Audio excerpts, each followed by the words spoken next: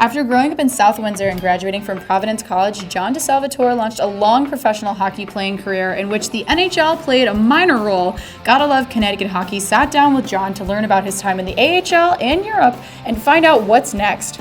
So tell me a little bit about your backstory. I know you were born in Maine and then you actually ended up growing up in South Windsor, Connecticut, which is a hop, skip, and a jump from here. Yeah, when I was about 5 years old, I had a buddy from down the street come flying up on rollerblades. Kind of got me interested in what that was all about, and about a week later I jumped on the ice to learn to skate with him, and he actually taught me how to skate. I jumped into the South Windsor youth organization, playing in the in-house leagues and the mites leagues, the half ice where they draw the curtain across the rink. And I played with South Windsor Youth Organization until I was about 12, and then I moved to the junior picks in Enfield.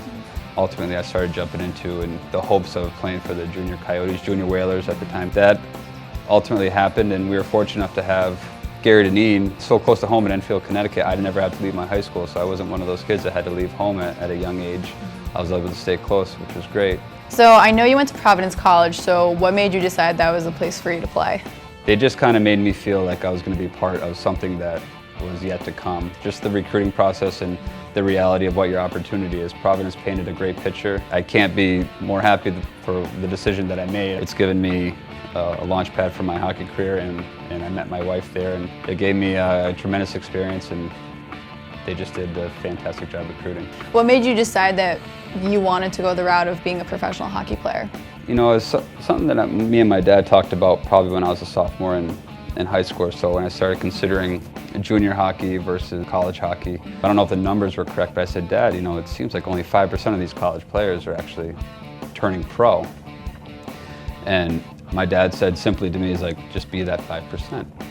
And for me, it was just a light went off. It's like, okay, just be that 5%. Instead of worrying about the 95% of players that may not make it, just become that 5%. Just to imagine being able to do this for a living, doing what we love out there, going around goofing around with your friends and having the ultra competitive scenarios. It was just the total package. To be able to do it for a lifestyle was just a dream. And you became that 5%. In 2000, you were drafted by San Jose. Can you take me through that evening? I wasn't projected necessarily going on the top couple rounds, so my agent just recommended that I stay away from the draft and not go to it. And I was down in Monroe with my then girlfriend, future wife, and I was walking into Big Y, and my mom calls me. And I don't know why she said this, but she's like, congratulations, you're pregnant. And I'm like, I still don't even understand to this day the reference. But she's the one that told me that I was drafted by San Jose, which was unique. I got to go to Toronto on the Combine and interview with a bunch of teams, and San Jose was a grueling interview at the time. They really challenged me on what I thought about myself and what I thought my projections could be. And apparently I did well enough for them to invest in me and draft me, so it was a very exciting moment. Now I know you only played about 6 NHL games, and you've actually spent the majority of your career in the AHL and playing over in Europe. So how would you say that experience has been? There's a level of disappointment to have had just a long AHL career. There's also a great level of satisfaction of making it to the NHL. Obviously you play at a high level in the AHL and you're knocking at that door to make it into the NHL, and you get a small opportunity, and you know, maybe my mindset wasn't exactly what it needed to be to play in the NHL, but the experience and the opportunities that the AHL gave me traveling all over the country. I got to spend three great years in Houston, Texas. I got actually married with my wife out in Peoria, Illinois, in our home out there. I've met great friends in all these different cities like Hershey, Syracuse, Cleveland, Worcester. I mean, I've been in a lot of teams, but I've met so many great friends that will be lifelong friends. And then it afforded me the opportunity, like you said, to go to Munich last year. And the year before as well, I spent about a year and a half out in Munich, and I got to take my family out there, and we got to go to Paris, went to Switzerland, Prague.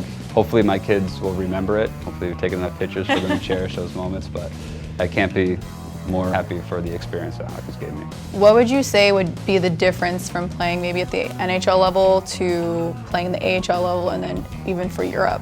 I truly believe there's plenty of AHL players that can play in the NHL. That's just the nature of it. There's only so many spots you can play, but I believe that when you're given the opportunity, you have to have a certain level of arrogance and cockiness to you. You got to be able to carry yourself as though you believe that you belong there. Even if you go out there and you make a mistake, you got to believe it. Of course, with carrying the proper amount of respect for your teammates, for the game itself, and for the veteran leadership that's provided in the room.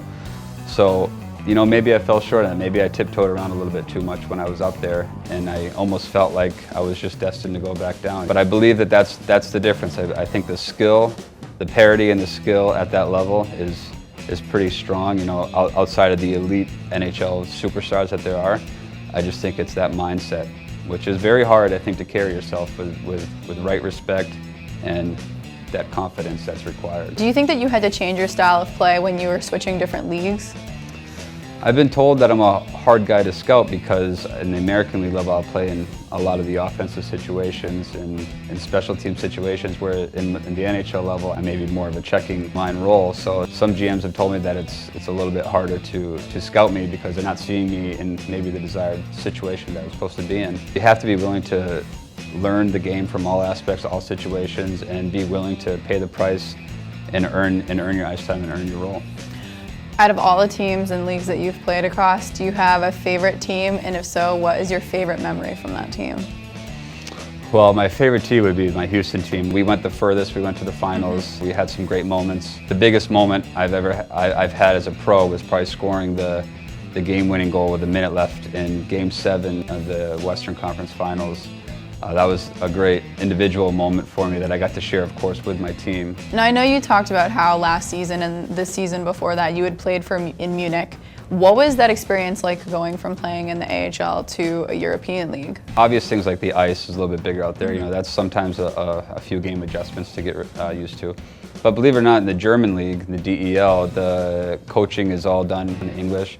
The systems were fairly similar to what we were used to over here. So from my experience it wasn't all that different. The locker room consists of about 10 to 11 North American guys, so the locker room atmosphere is the same. A lot of the German guys speak English very well. Travel, you're on the bus, you're still in the same environment, playing the same card games, telling the same jokes.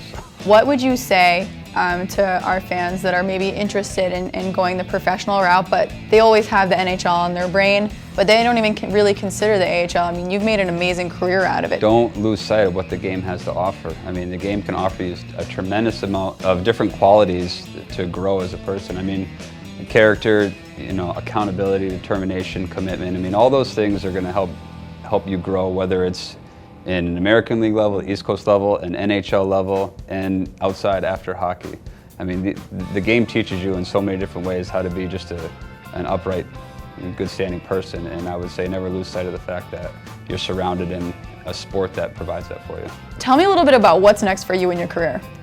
Okay, well at this point the free agent market's open. Kind of determined to stay home, and I'd like to play close to home. There's only a handful of teams that are local that would be the right fit for me, and I'm anxious to see what happens. Excellent. Well, you have to keep us updated then on how that goes.